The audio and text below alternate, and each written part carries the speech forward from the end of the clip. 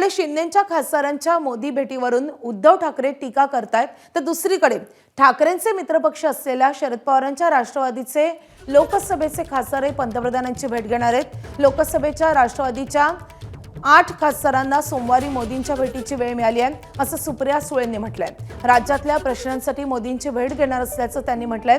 पाण्याचा शेतकऱ्यांचा प्रश्न आमच्यासाठी महत्त्वाचा आहे, त्या अनुषंगाने ही भेट होणार असल्याचं सुप्रिया सुळेंनी स्पष्ट केलंय।